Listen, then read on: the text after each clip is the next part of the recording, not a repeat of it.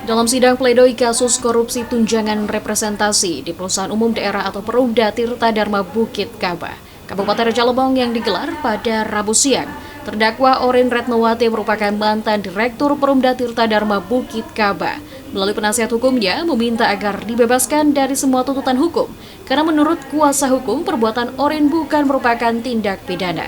Kuasa hukum juga menyebutkan uang 450 juta yang menjadi kerugian negara pada kasus tersebut merupakan hak dari Orin, karena jumlah tersebut merupakan gaji Orin selama menjabat sebagai Dirut PDAM.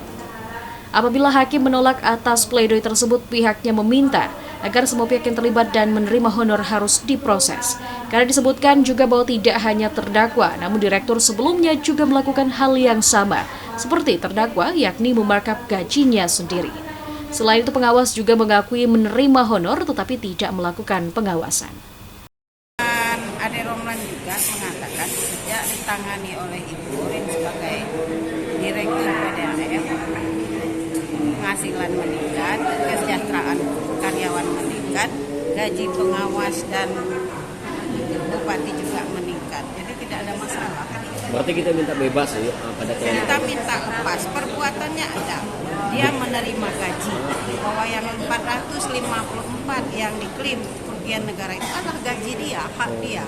Bukan tindak pidana korupsi berarti. Ya, jadi lepas dia dari itu. Di sisi lain, JPU Kejari Raja Lebong Abi Pujangga Putra mengatakan akan menanggapi pledoi terdakwa saat sidang replik pekan depan. Dan ketika disinggung dengan uang 450 juta yang dianggap bukan kerugian negara, yang menyebutkan bahwa harusnya kuasa hukum terdakwa mendatangkan ahli yang bisa menyertakan perhitungan kerugian negara sendiri. Itu yang berhak menyatakan kerugian negara itu kan sudah ada, ahlinya sudah ada, BPKP-nya sudah ada. Kalau misalnya terdakwa menyatakan itu bukan kerugian negara, seharusnya terdakwa dan melalui penasihat hukumnya menyertakan ahli perhitungan sendiri. Nah, ahli perhitungan mereka sendiri yang harus menyertakan seperti itu. Tapi kalau asumsi dari diri masing-masing itu kan bebas, itu terserah. Tapi kan kami sudah menunjukkan ahlinya, kami sudah ada alat bukti surat penghitungan kerugian negaranya, dan dengan alat bukti yang ada kami sudah menyatakan itu kerugian negara. Nah, terkait untuk direktur sebelumnya terdakwa minta diseret juga itu seperti apa Itu kan ada perbedaan antara direktur di zaman sekarang, di zaman Ibu Orin dengan direktur sebelumnya.